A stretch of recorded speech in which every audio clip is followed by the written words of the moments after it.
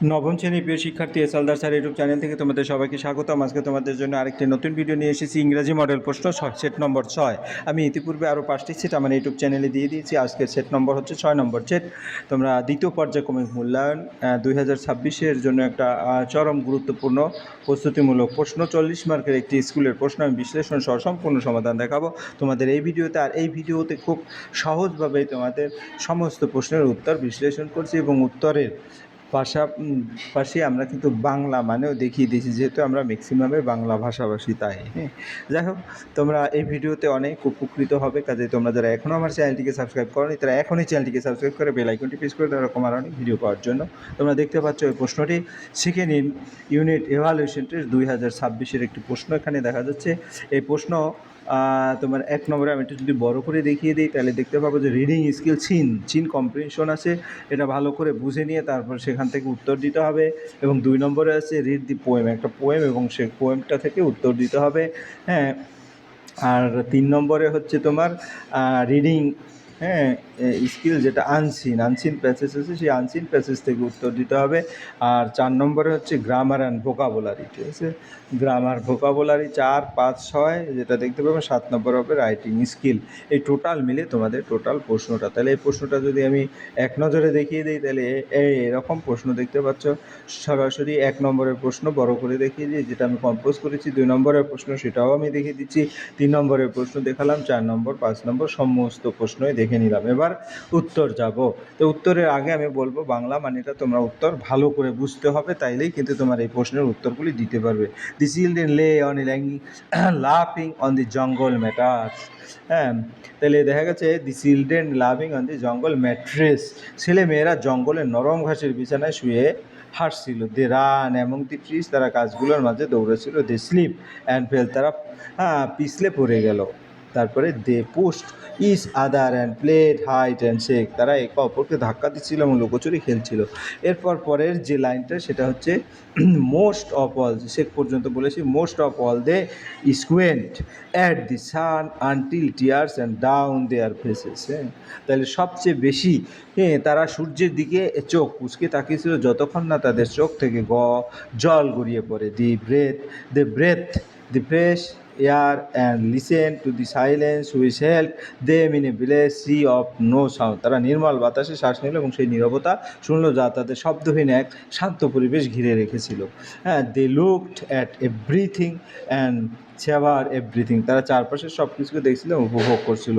Then wildly like animals escaped from their caves, they ran shouting and circle, তারপর গুহা থেকে বেরিয়ে আসা বন্য প্রাণীদের মতো তারা চিৎকার করতে করতে গোল হয়ে দৌড়াতে লাগলো।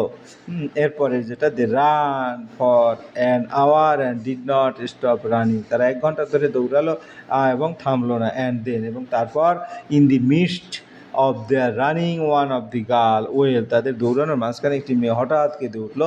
এভরিওয়ান স্টপ, সবাই থেমে গেল।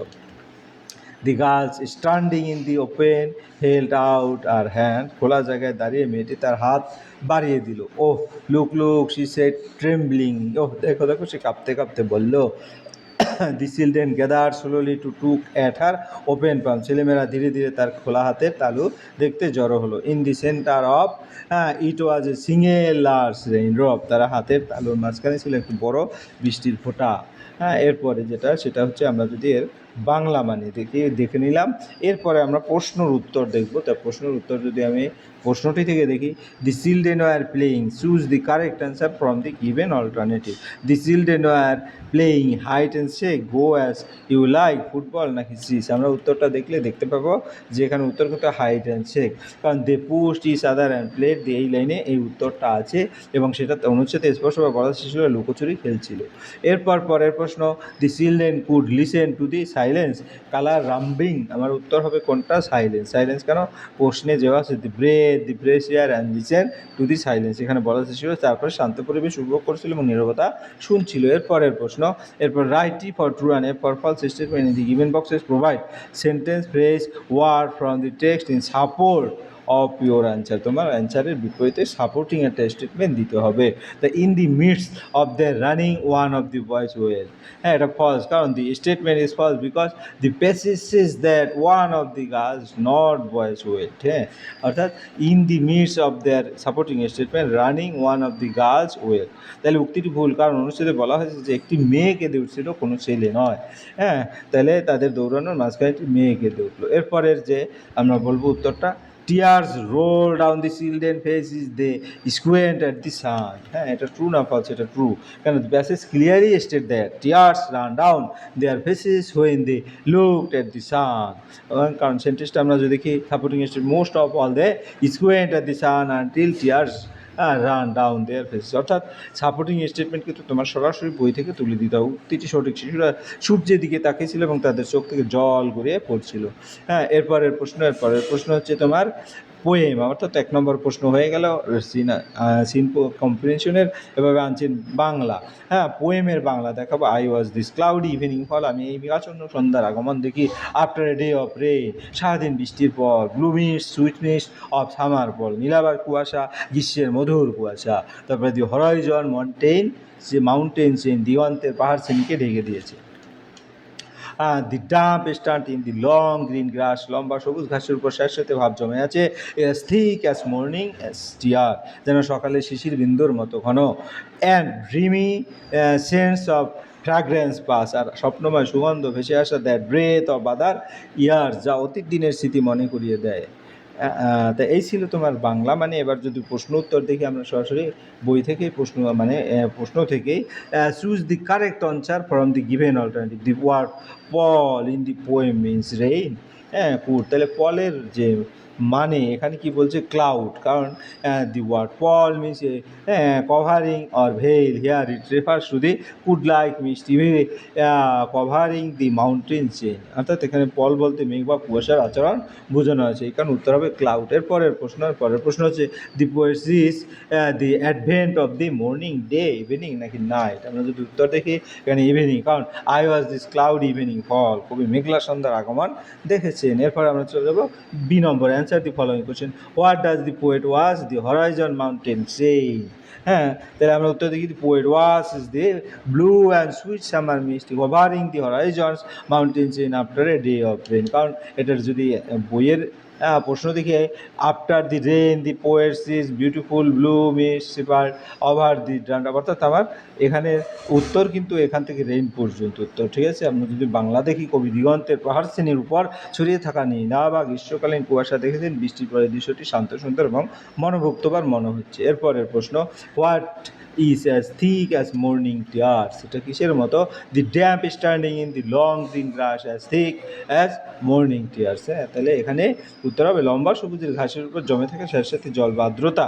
হ্যাঁ, সকালের শিশির বিন্দুর মতো ঘন, কবি শিশির বিন্দুকে সকালের অশ্রু বলে উল্লেখ করেছেন।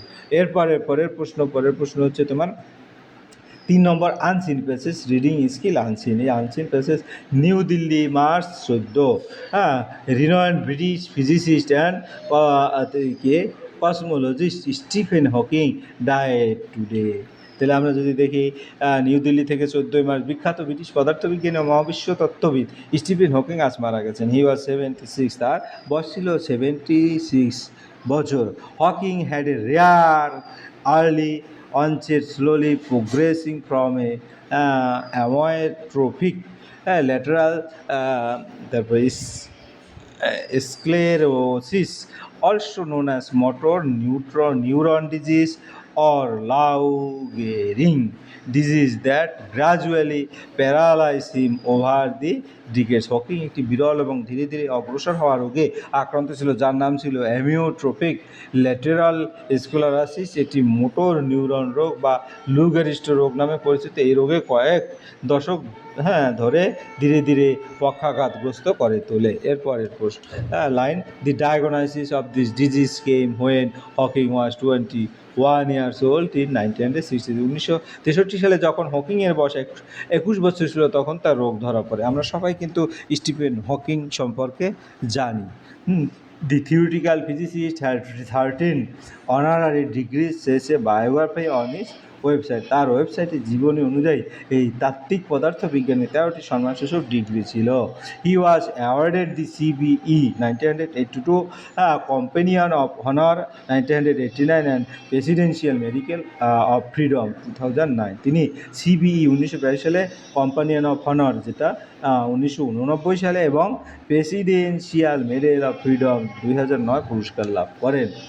এরপরে যদি he was also the recipient of many awarded, হ্যাঁ এটা medals and prizes, most notably the fundamental physics prize 2013, Copley medal 2006 and the world foundation prize 1998। এছাড়া তিনি বহু পুরস্কার ও পদক লাভ করেন, যার মধ্যে উল্লেখযোগ্য হলো ফান্ডামেন্টাল ফিজিক্স প্রাইজ 2013 সালে, কপলি মেডাল 2006 সালে এবং ওল্ড ফাউন্ডেশন প্রাইজ 1998 সালে। The theoretical physics was born on January 8, 1940 on Oxford, England. এই তাত্ত্বিক পদার্থবিজ্ঞানী 1942 সালের 8ই জানুয়ারি ইংল্যান্ডের অক্সফোর্ডে জন্মগ্রহণ করেন।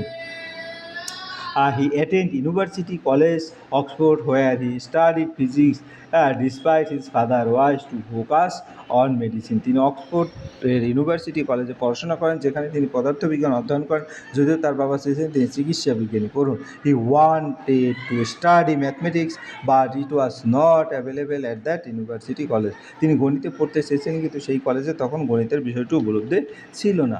এরপরে আমাদের টোটাল গল্প হয়ে গেল। Choose the correct answer. আমরা যদি গল্প থেকেই নেই, choose the correct answer from the option গিভেনগুলো। Stephen Hawking was a famous scientist of South Africa, England, America, Tokyo. আমরা দেখেছি ইংল্যান্ড হবে উত্তর, কারণ the passage that Stephen Hawking was a reward British physics Britannian is England. হ্যাঁ, তাহলে এখানে সেটা স্পষ্ট করে বলা আছে। এরপরে the number of honorary degrees Hawking received was, কয়টা নাম্বার ছিল?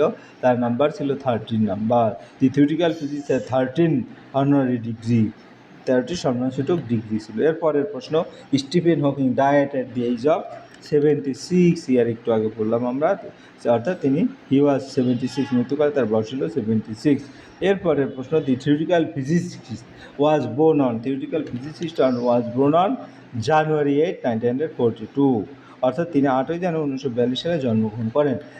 পরের প্রশ্ন হচ্ছে কি, আমরা যদি দেখি ট্রু আর false with supporting statement. Hawking disease was diagnose at his early childhood, এটা ফলস, কারণ his disease was diagnose when he was 21 years old, not in childhood. হ্যাঁ, এখানে স্পষ্ট বলা যায় তার রোগ শৈশবে ধরা পড়েনি, 21 বছর বয়সে তার ধরা পড়েছিল। পরের প্রশ্ন হচ্ছে companion of honour as the name of an awarded which was awarded of Hawking in 1889, এটা ফলস, কারণ এটা কি ছিল? The awarded was given in 1989, not 1889। He was awarded the companion of honour, এটা বলা আছে সরাসরি, সাপোর্টিং স্টেটমেন্ট এটা দিয়ে দেবে। পরের প্রশ্ন, this disease, the disease Hawking had was very common, এটা ফলস, কারণ the passage clearly state that it was rare disease. Hawking had a rare early onset, slow progressing from a amyotrophic lateral sclerosis.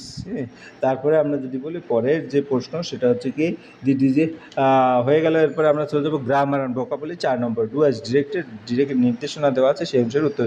When it was 1 number ducks he carried her in, turn into A compound sentence, it was ducks and he carried her in, এখানে এটা হচ্ছে compound sentence. এরপর সন্ধ্যা হয়ে গিয়েছিল এবং সে গিয়েছিল এবং সে তাকে ভিতরে নিয়ে গেল। পরের প্রশ্ন হচ্ছে run fast or you will be late. হ্যাঁ, turn into a complex sentence, if you do not run fast you will be late. পরের প্রশ্ন হচ্ছে কি the old man was too weak to speak, remove too করতে গেলে the old man was so weak that he could not speak. পরের প্রশ্ন হচ্ছে কি the girl said to her mother I want to meet my friend, এটা change the mood of narration. The girl told her mother that he wanted to meet her friend. পরের প্রশ্ন হচ্ছে তোমার beauty is not permanent, turn into affirmative sentence, beauty is temporary. পরের প্রশ্ন হচ্ছে phrasal verb list, look into, এটা হবে investigate, give up, এটা হচ্ছে শান বা লিভ। তারপরে কাম রাউন্ড, এটা হচ্ছে রিকভার, লুক ডাউন আপন, এটা হচ্ছে কি পাইস। তাহলে answer my father recovered in a month. হ্যাঁ, look into investigate give up সানসুদ। তাহলে তারপরে আমার বাবা 1 মাসের মধ্যে সুস্থ হয়ে উঠেছিলেন। এরপরে দি পুলিশ ইনভেস্টিগেট দি কেস, দি পুলিশ লুকড ইনটু দি কেস, পুলিশ মামলাটি তদন্ত করেছিল। উই শুড শান, হ্যাঁ, bad habits, we should give up bad habits, আমাদের খারাপ অভ্যাস ত্যাগ করা উচিত। এরপর পরের প্রশ্ন 6 নম্বর vocabulary. A scientist who studied the universe, এটা কসমোলজিস্ট। এখানে মানে আমরা যদি দেখি এ সায়েন্টিস্ট, হ্যাঁ, তার সায়েন্টিস্ট হলো cosmologist. Reward British physicist can cosmologist Stephen Hawking, cosmologist মহাবিশ্বতত্ত্বিক যিনি মহাবিশ্ব নিয়ে গবেষণা করেছেন। A period of 10 years, answer হচ্ছে decade, that gradually paralysed him over he decade, decade দশক বা 10 বছরের সময়কাল। এরপর পরের প্রশ্ন writing skill. Write a letter to the postmaster, পোস্টমাস্টারের কাছে একটি লেটার লিখতে হবে। To the postmaster, Garulia post office, north 24 Parganas. Subject loss of an important letter address to make, sir I beg two state that an important letter address to me has not yet been delivered. The letter was sent by my uncle Delhi on 5th June 2026. It contains some important document regard of my school admission. As several days he have already passed, I am worried about its loss. I shall be grateful if you kindly make the inquiry and help me trace the letter at the earliest. Thanking you. তারপরে সুমন হালদার গড়িলে এরকম দেওয়া আছে, অর্থাৎ তোমরা এভাবে করে লিখে এই টোটাল কথাটা লিখে দেবে। যাই হোক, এই ছিল তোমার এই ভিডিওর আদ্যপান্ত। আশা করি ভিডিওটি মনোযোগ সহকারে দেখলে ফুল প্রশ্ন কিন্তু ক্লিয়ার বুঝতে পারবে। পরিশেষে বলবো ভিডিওটি দেখার জন্য অসংখ্য ধন্যবাদ। ভিডিওটি ভালো লাগলে লাইক কমেন্ট শেয়ার করতে ভুলবে না। আজ এই পর্যন্তই, ধন্যবাদ।